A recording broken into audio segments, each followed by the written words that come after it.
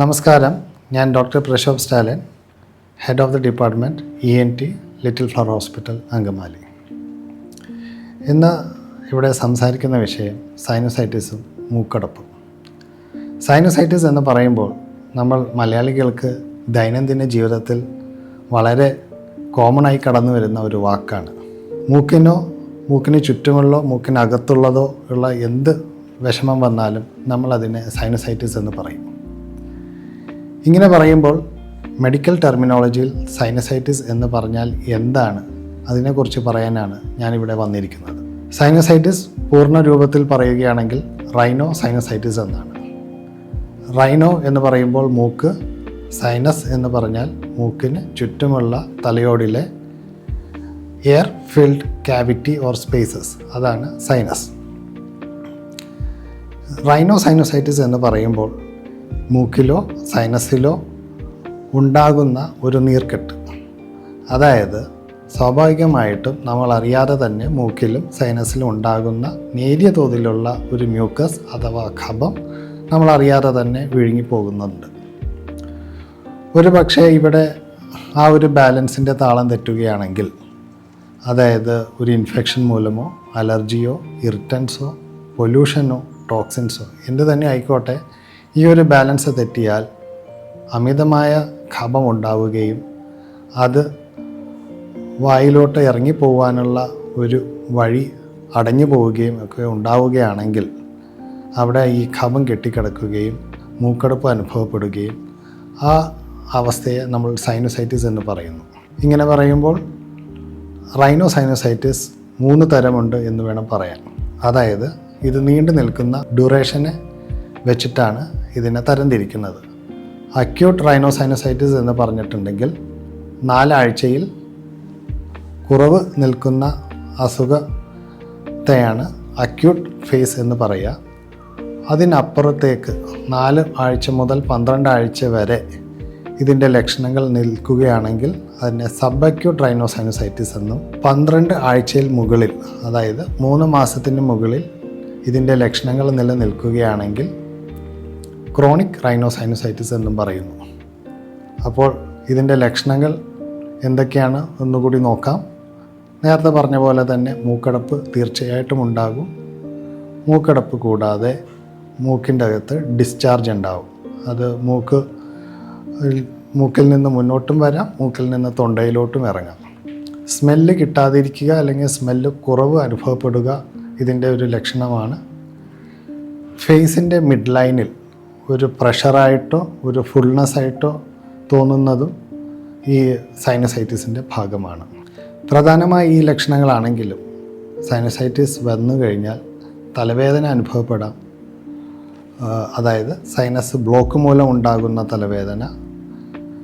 പലപ്പോഴും ഇത് ചെന്നിക്കുത്തായിട്ട് തരംതിരിക്കാൻ ബുദ്ധിമുട്ടാറുണ്ട്. അതായത് നാട്ടുഭാഷയിൽ പറയുകയാണെങ്കിൽ പലപ്പോഴും ചെന്നിക്കുത്തിനും സൈനസൈറ്റിസ് എന്ന് ടെർമിനോളജി കൊടുക്കാറുണ്ട്. അത് തരംതിരിച്ച് മനസ്സിലാക്കേണ്ടത് ചികിത്സയ്ക്ക് വളരെ അത്യാവശ്യമാണ്. ലക്ഷണങ്ങളിലോട്ട് പോവുകയാണെങ്കിൽ മറ്റൊന്നുണ്ടാകുന്നത് പല്ലുവേദന ഉണ്ടാകാം, വായനാറ്റം ഉണ്ടാകാം, പനിയായിട്ട് അനുഭവപ്പെടാം, ചുമയായിട്ട് അനുഭവപ്പെടാം.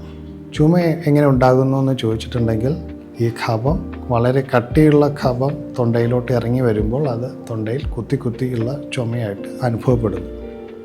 അതിന് പോസ്റ്റ് നേസൽ ഡ്രിപ്പ് എന്ന് പറയുന്നു. അതുമൂലം ഡ്രൈ കഫ് ഉണ്ടാകും. ഒരു കാര്യം കൂടി വ്യക്തമാക്കട്ടെ, ക്രോണിക് റൈനോ സൈനസൈറ്റിസ് എന്ന് പറയുന്ന ഒരു വിഭാഗത്തെ നമ്മൾ ടൈപ്പ് 1ഉം ടൈപ്പ് 2 ആയിട്ട് തരംതിരിക്കുന്നുണ്ട്. ടൈപ്പ് 1 എന്ന് പറഞ്ഞിട്ടുണ്ടെങ്കിൽ പ്രധാനമായും ഒരു ഇൻഫെക്ഷൻ മൂലം വരുന്ന ഒരു രോഗാവസ്ഥയാണ് ടൈപ്പ് 1 ക്രോണിക് റൈനോ സൈനസൈറ്റിസ്. അവിടെ അണുക്കളോട് ഫൈറ്റ് ചെയ്യുന്ന രക്തത്തിലെ പേശികളായിരിക്കും കൂടുതൽ കാണുക. അതായത് ന്യൂട്രോഫിൽസ് ആയിരിക്കും, അല്ലെങ്കിൽ ന്യൂട്രോഫിൽ പ്രിഡോമിനൻറ്റ് വേരിയൻ്റ് ആയിരിക്കും അത്. ടൈപ്പ് 2 എന്ന് പറയുമ്പോൾ അവിടെ അലർജി ആയിരിക്കും പ്രധാന വില്ലൻ. അലർജി കാരണം നമ്മളുടെ സൈനസിലെ ലൈനിങ് ആയിട്ടുള്ള മ്യൂക്കോസയിൽ വരുന്ന ഒരു ഹൈപ്പർ സെൻസിറ്റിവിറ്റി, അതുമൂലം അവിടെ ദശ പോലെ രൂപപ്പെടുന്നു. ആ വിഭാഗത്തെ ടൈപ്പ് 2 ക്രോണിക് റൈനോ സൈനസൈറ്റിസ് എന്ന് പറയുന്നു. ഇനി ഇതിൻ്റെ ചികിത്സ നോക്കുകയാണെങ്കിൽ അക്യൂട്ട് റൈനോസൈനസൈറ്റിസ് ആണെങ്കിൽ സാധാരണ രീതിയിൽ ആൻറ്റിബയോട്ടിക്കും ബാക്കി മരുന്നുകൾ കൊണ്ട് മാറിപ്പോകുന്നതാണ്. ക്രോണിക് റൈനോസൈനസൈറ്റിസ് ആവുമ്പോൾ ടൈപ്പ് 1 അതായത് ഇൻഫെക്ഷനുള്ള സൈനസൈറ്റിസ് ആണെങ്കിൽ പലപ്പോഴും മൂക്ക് വാഷ് ചെയ്യുക, നേസൽ ഡൂഷ് എന്ന പ്രക്രിയയിലൂടെ അതിനൊരു ആശ്വാസം ലഭിക്കുന്നതാണ്. ഒപ്പം അതിൽ നിന്ന് എടുത്ത് സെൻഡ് ചെയ്യുന്ന നേസൽ സാബ്, ആ പഴുപ്പ് എടുത്തിട്ട് ടെസ്റ്റ് ചെയ്തിട്ട് കിട്ടുന്ന കൾച്ചർ ഡയറക്റ്റഡ് ആൻറ്റിബയോട്ടിക്സ് എല്ലാം അതിന് ഉപകാരപ്പെടുന്നതാണ്. ഇത് ഇങ്ങനെ ചികിത്സിക്കാൻ സാധിച്ചിട്ടില്ലെങ്കിൽ നമുക്ക് സർജറി ആവശ്യമായി വന്നേക്കാം. ഏഷ്യൻ പോപ്പുലേഷനിൽ കൂടുതലും ടൈപ്പ് 1 ക്രോണിക് റൈനോസൈനസൈറ്റിസ് ആണ് കാണുന്നത്. ടൈപ്പ് 2 എന്ന് പറയുമ്പോൾ അവിടെ ദശയായിരിക്കും കൂടുതൽ ഉണ്ടാവുക. മൂക്കിലുണ്ടാകുന്ന ദശ നിറഞ്ഞിരുന്നിട്ട് മൂക്കടപ്പും സ്മെല്ലില്ലാത്ത അവസ്ഥയെല്ലാം വരുന്നു. ഇവിടെ മൂക്ക് വാഷ് ചെയ്യുന്നത് അത്യാവശ്യമാണ്. അതിനോടൊപ്പം സ്റ്റിറോയിഡ് പോലുള്ള തെറാപ്പി കൊടുത്താൽ ഇവിടുത്തെ ദശ വളരെയധികം ചുരുങ്ങുന്നതായിട്ട് കാണാം. പക്ഷേ പലപ്പോഴും ഈ സ്റ്റിറോയിഡിൻ്റെ ആവശ്യം വളരെ ഫ്രീക്വൻ്റ് ആയിട്ട് ആവശ്യം വരും. അതായത് 2-3 മാസത്തിൽ ഒരു കോഴ്സ് സ്റ്റിറോയിഡ് എടുക്കേണ്ട ആവശ്യം വരികയാണെങ്കിൽ പിന്നെ അത് വെച്ചുകൊണ്ടിരിക്കേണ്ട ആവശ്യമില്ല, അവിടെ സർജറി തന്നെ ആവശ്യം വരുന്നു. എന്നാൽ സർജറി ചെയ്താൽ ഇത് പൂർണ്ണമായി ചികിത്സ കിട്ടുമോ എന്ന് ചോദിച്ചിട്ടുണ്ടെങ്കിൽ, അതായത് സർജറി കഴിഞ്ഞാലും ദശ വരാനുള്ള സാധ്യത ഇല്ല എന്ന് ചോദിച്ചാൽ ഉണ്ട്. കാരണം അവിടെ അലർജിയാണ് വില്ലൻ. അപ്പോൾ സർജറിയുടെ ഉദ്ദേശം എന്ന് പറഞ്ഞിട്ടുണ്ടെങ്കിൽ അവിടുത്തെ ഇൻഫ്ലമേറ്ററി ലോഡ് കുറക്കുക, അതായത് അവിടുത്തെ ദശയെല്ലാം മാറ്റുന്നതിലൂടെ സൈനസിലോട്ടുള്ള ആ വെൻറ്റിലേഷനും സൈനസിൽ നിന്ന് പുറത്തു പോകേണ്ട കഫം പോലുള്ള സാധനങ്ങൾക്കുള്ള ഡ്രെയിനേജ് പാത്വേയും എല്ലാം ഓപ്പൺ ചെയ്യുകയും തുടർന്ന് നമ്മൾ ദശ വരാതിരിക്കാൻ ഉപയോഗിക്കുന്ന നേസൽ ഡൂഷ് കൃത്യമായി എല്ലാ സൈനസിലെത്തുകയും ചെയ്യുക എന്നുള്ളതാണ് സർജറിയുടെ പ്രധാന ഉദ്ദേശം.